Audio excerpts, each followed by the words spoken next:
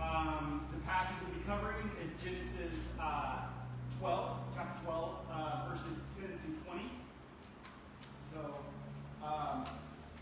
I will read that section first, and then I have my notes and questions and talkie and answer, because I'm sure most of you have a lot more knowledge than I do. So I'll open up with reading the passage first, and then I have some of my 3 or 4 key points. And then we'll go down to questions and answers. If you have any comments, please just ask along the way.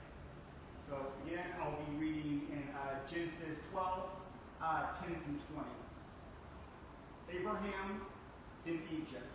There was a famine in the land, so Abraham went down to Egypt to live there for a while. Because the famine in the land was very severe, when he was about to enter Egypt, he said to his wife Sarai, "Look, I know what a beautiful, beautiful woman you are.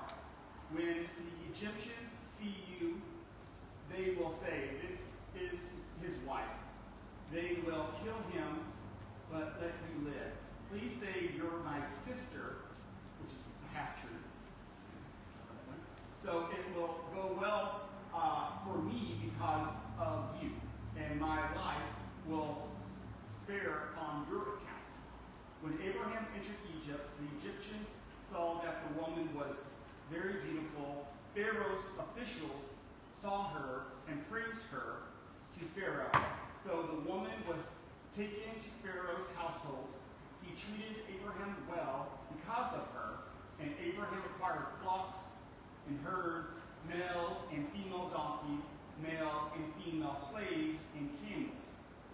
But the Lord struck Pharaoh and his household with severe plagues because of Abraham's wife Sarai. So Pharaoh sent for Abraham and said, "What have you done to me? Why don't you tell me she was your wife? Why did you say she's my sister, so that I took her as my wife?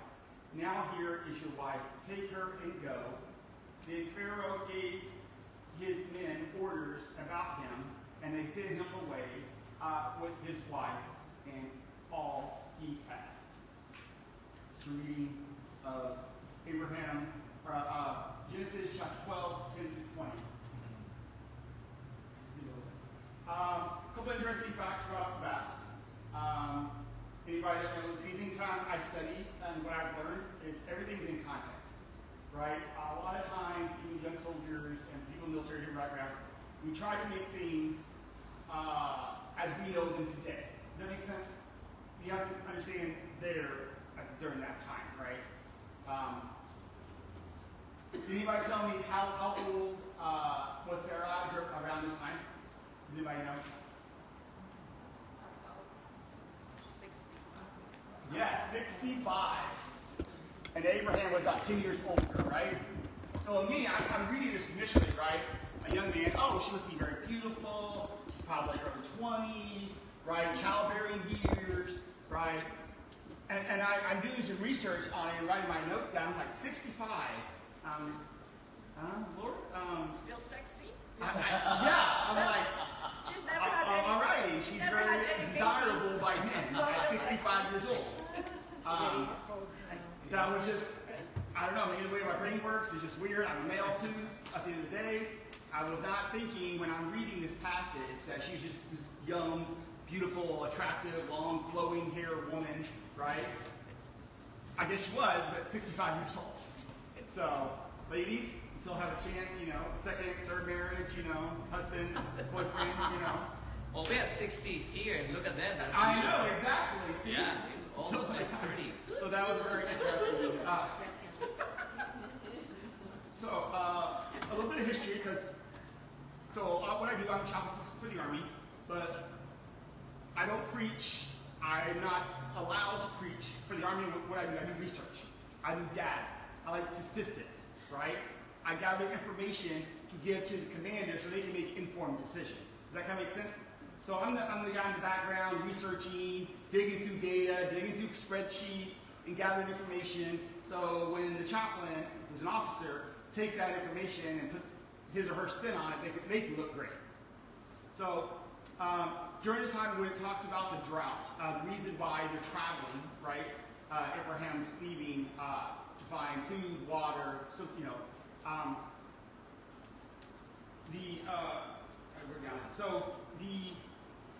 the famine drives Abraham to Egypt. The Jordan River was the only river that flowed year-round. It was completely below sea level. So it goes from minus 686 feet at its highest point down to 1,300 feet below sea level. That's pretty low, right? Does anybody here can guess in the same region where the lowest point on Earth is and still be breathing? The lowest water table on Earth is in the Dead Sea, right? I was there. I was stationed in Jordan. So I got at the embassy, so I got to travel around a lot of these holy sites, and when you see it physically in person, and you go to Saudi Arabia and some of these, I found that fascinating. It's 1,443 feet below sea level is the Dead Sea. It's the lowest point on Earth that you can be. And also, everybody knows why the Dead Sea is dead, because nothing grows in it. Why? Because of high salt content, right? So nothing can physically glow because the salt content is so high. That's why fish and other life forms don't survive. So I'll get off being a nerd for a little bit, off that job. So Abraham left the Negev, the south country of Judah, and in the land of Canaan to travel during this time period. Took his wife, trying to find route. Another interesting fact. So we know on multiple accounts, and I'm sure accounts that aren't in the Bible, that God spoke to Abraham, correct? There's plenty of facts in history of the Bible. But one interesting fact about this trip that he's doing is nowhere can I find, or any research that I can find, that said God told him to go there. Which I find quite interesting. A man that literally can tell you on multiple occasions that he has almost direct access to God, speaking with him or hearing from him, knowing what, you always hear, how do I say it? How do I know when God will speak to me? What are the signs? He knows the signs. He's multiple occasions, right? That he knows the signs. But during this version, nowhere do I find that God sanctioned or allowed him or told him to do this, right? Which now will go into all the problems that he's had along the way during this process. Does that make sense? Some of the first things. So Abraham deceives Pharaoh, which deliberate act. So he thought about it, right? Got to save my own skin. Selfish. I was trying to write down verbs and actions that were more self-centered and self-inward, right, for him during this process, right? He wasn't thinking about necessarily the feelings or survivability of other people or his wife. It was all self-inward decisions he was making. Does that make sense? Mm-hmm. So Sarah, 65 years old. Sarah was a sister, half-sister. So God still protects them, right? Things happen, because back in those days, even still today, right? If you lie, in the Middle East, especially when your life is on the line. Does that make sense? I mean, you don't even go, if you even read back through history, like you don't even go like in front of the king unless you're summoned, right? That's automatic death. Like it's not like, oh, sir, do you have a minute? Excuse me, I have a question. You're executed, right? So for them not to be executed, when I'm also reading this story, I'm like, even though they made all the wrong decisions, nothing was sanctioned by God, and we're seeing all these trials now. A part of this, God still spares them. God's love is still sufficient. God's will still be done.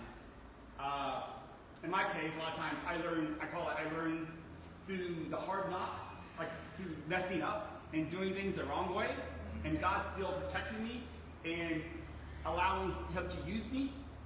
That's why I kind of think of it this way, because I'm not basing on, well, Abraham wasn't good enough, so he's done, and just put him off to the side, right, and just live the rest of your life. God's grace and God's love for us and the relationship base, right, which is where we create, I think, because the relationship piece, he still loves us like a father, right?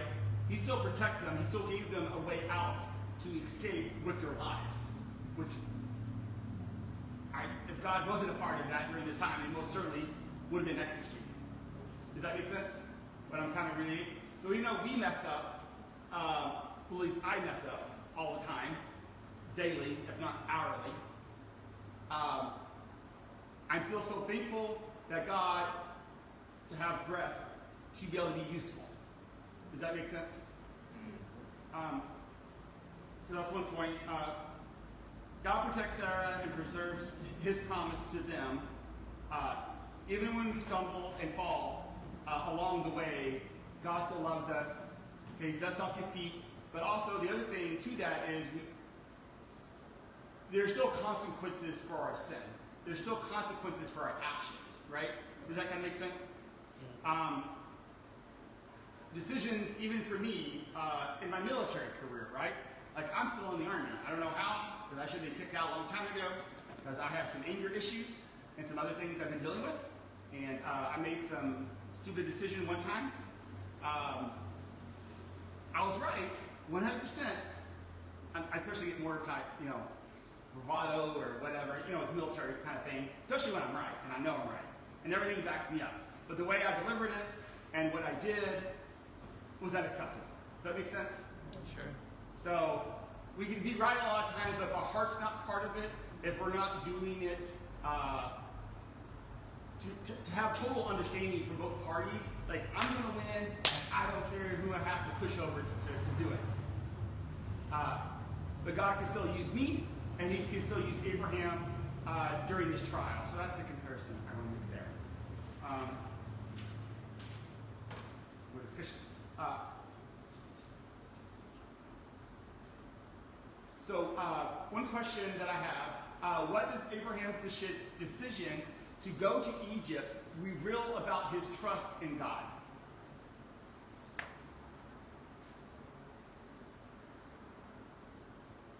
Because of famine? Huh? Because of famine?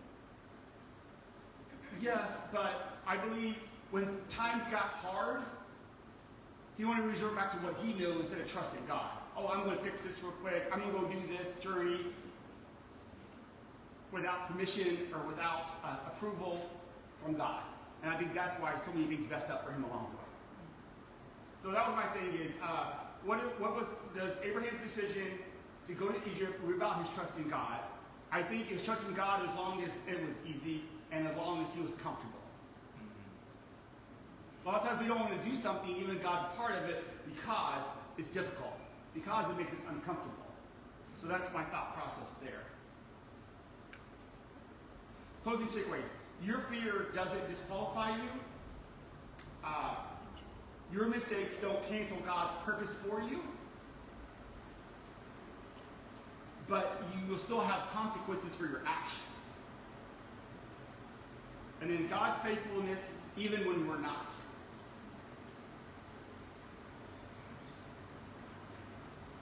And then the last thing I would say, the reason why I think all these trials happened to him during this time was because God never allowed him to do this. He was uncomfortable with the famine and fear came among him. It's like, I'm going to fix this myself.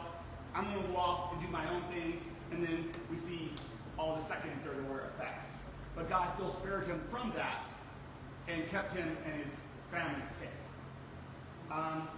Any questions, comments, or concerns about this passage or any observations?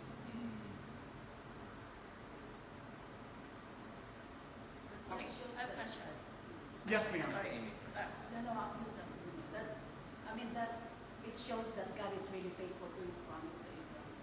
God is the same yesterday, today, and tomorrow. Fortunately, we're very emotional creatures. Yes, I am. I like to be comfortable. But God's promise doesn't change. thankfully, even sometimes when we veer off, right, from the direction that He wants for us. Any other questions? Oh, yes.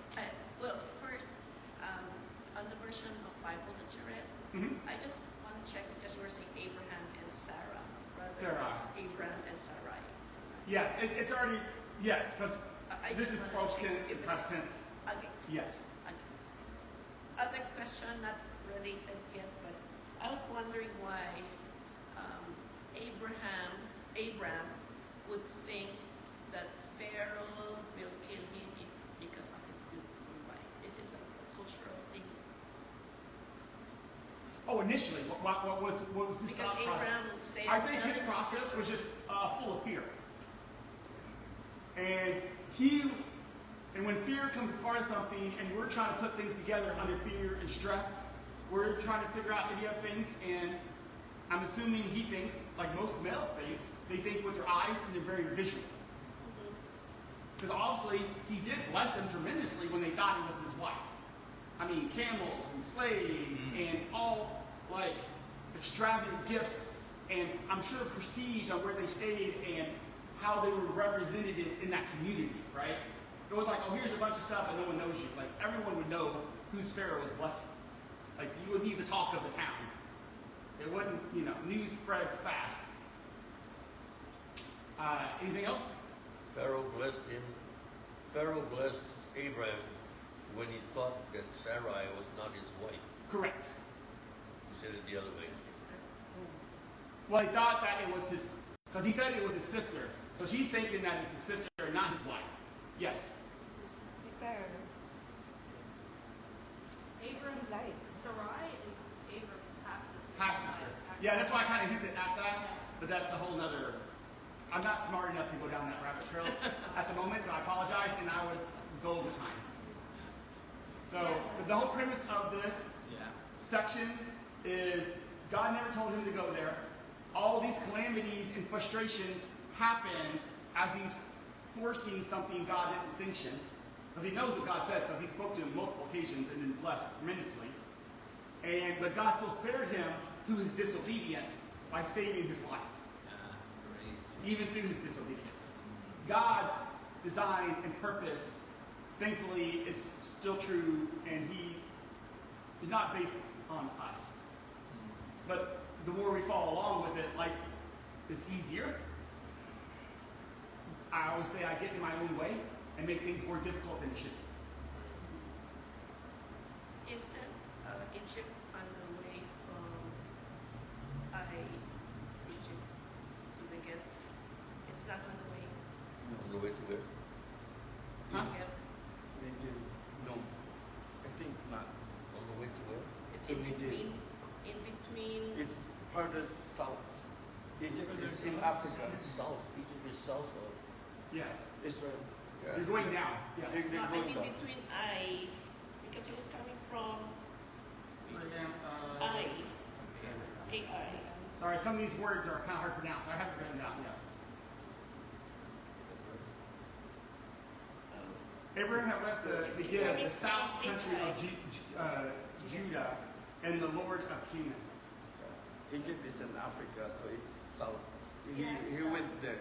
He went there. It's not. He went intentionally. He went. It's not Mililani if you're going to Wahiba from town. Yes. It's Wailoa. He went down straight south. Yes. And also, when you read these things, oh yeah, he just went down the road. Some of these journeys take a long time. I mean, what is it? A day's journey back then was maybe 20 miles, maybe. So maybe they might travel if they're in a hurry 20 miles in one day. So some things take a long time to travel and move. And also, as you know, the history, you could jump hundreds of years between verses when you read it in general. Any questions? Nope. Thank you for your time. I hope that was educational, beneficial. I have an addition to this. Oh, go ahead. In Genesis 12:2, that's where God promised to Abraham that I will bless you as a nation. I will make you great. But during this time of famine, problems, fear. Fear set in. Yep. It's like us nowadays, presently. When we get problems, when we get trials, we try to solve it with our own effort, with our own strength, instead of taking it to the Lord in prayer, Amen. talking to God. Amen. And that's why it's so fascinating because That's normal. Sometimes it happens to me a lot of times. I encounter a problem, I try to solve it myself. But that's wrong. Abraham should talk to God instead of asking God, Lord, you told me you will make me great. You promised me a blessing. What's going on? But he did not. He tried to solve it himself. Let's go down the road. Let's find a greener pasture. So, yeah, it's our application of present day life. Us to, we try to solve our problems. We try to our fears instead of calling out to God and praying, making a plea to God. God is faithful. God is a lot. You see, Abraham in this passage lied, but God still, instead of judging him, instead of making a judgment, he gave compassion to Abraham. Yep. He gave his love to Abraham. He's not judgmental in this time.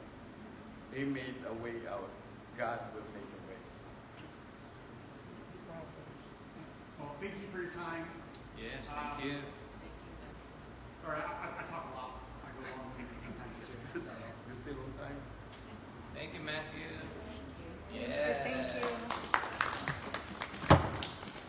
All right. God is amazing despite of our failures, yeah? Despite the failures, yeah. God. And you know, the Egyptian Pharaoh, is it a Pharaoh? Egyptian leader got sick because of someone else's disobedience. Someone else's disobedience can get you in trouble, right? It reminds you of many other stories in the Old Testament where one person, only one sin, and yet the whole crowd. So how did Pharaoh know that it was because of Abraham that he had all his problems? You Yeah. know, all the plagues that happen because of it. Say again? I said the plagues that happen because of it. That's why Yeah. that was the forcing function, right? To get they really figure out what's going on here. Why are all these plagues affecting you? Right? And then I guess this is when the Greek detail about how they figured it out. They figured out that there was sin that was causing it. And what would you say, Mr. James, is a good answer for that? God's intervention. That even God speaks to those Who are his enemies? who are his enemies. Wow, yes. He even uses them. Sounds like a premonition of what's going to happen in Moses' time in the Egyptian Pharaoh. Yeah. All right. Well, we rejoice and we celebrate God's faithfulness despite of our weaknesses. We turn our prayer journal and let's continue to pray for our North American missionary today, Randy and Rebecca from Delaware, and then our International Mission Board focus prayer would be in Thailand. Wow, what a coincidence! What a crazy. Because we were just on Sunday. Yeah. As far as Hawaii, you know that many of our soldiers are being sent out in different places. Yesterday, we had some good time with Paul and Erica, the husband and wife. That's very, very young. How old? Very, very young. 18 and 19. Yes. And we also spent time with James. Of course, they say that, yes, some of the soldiers are being sent out. You've been in prayer for Kyle. He's in 60-day military leave. He's also sent out to Guam, either Guam or Saipan. Now, for the world, boy, I tell you, when you look at our world events, it feels like you're watching Netflix. There's so much drama going on. And just be in prayer for the safety of the people, especially those that are stranded in the Strait of Hormuz. because a lot of the ships there are still there and they haven't moved for the past month and a half. Okay. Now, Church and Focus, continue to pray for our missions activities for the next 3 months. This is going to be crazily busy. Yeah. Pray for the possibility of Pineapple Festival engagement. And do you like to add? Well, Pastor, you made the first contact. Just be in prayer that we're hoping that we will get to maybe involve our youth project and doing some dancing and music and action songs. Thank you. And then also just for young adults, with everything going on, we're in prayer that even if soldiers do leave, that we can still draw their families in close and keep them close and keep them connected to church and keep them foremost connected to God. So just be in prayer for us young adults as Kyle might be going and a lot of things unfolding, but we're grateful that we serve an amazing God. And we just want to grow our young adult ministry, so pray for us. Okay. Back in the missions, let's pray for the possibility of going to Hawaii, Big Island, Philippines, and Thailand. I know that our mission team is going to put some schedules for us. Great meeting, by the way, last council meeting. Japan too. And Pray Japan. for Guam and Japan. And Guam and Japan. Hey, how can we forget that? Could you make sure we add that in our prayer bulletin and just inform Leslie? Pray for our guests last Sunday. We have the family of Alan and Milani.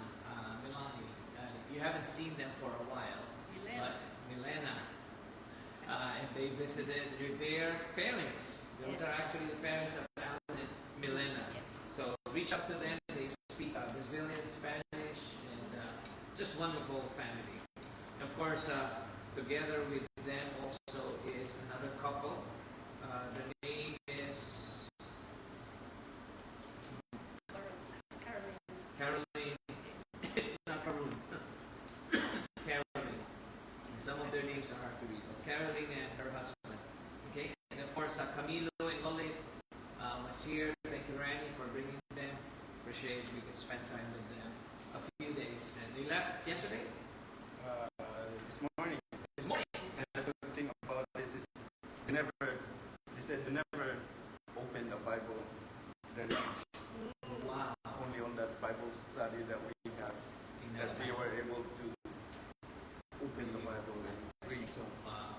because they're Catholic, they Yeah. have Bluetooth in their house. Okay. Quite a testimony. Okay. Pray for the continuous growth among our small groups. And then pray for the toddlers and infants. I know that that's an ongoing challenge for us. And alongside with that, pray for the activation of the ushers this coming Sunday. And pray for the next batch of the Next Steps class. This coming Sunday is our preschool Sunday. So you be in prayer for the parents that's going to come. And be in prayer also for the, I would say at least 30 to 40 preschool students will be here. And pray that there will be an organized transition from one part of the program to the other. We have other prayer requests among our pastors at the bottom of your second page. And one thing I'd like to put there is Pastor Makiko Watanabe's wife, who passed away. I forgot. Chile. There you go. So you be in prayer for the Watanabe family. Okay? On the next page, the members of Focus, Matthew gave us an update about his dad.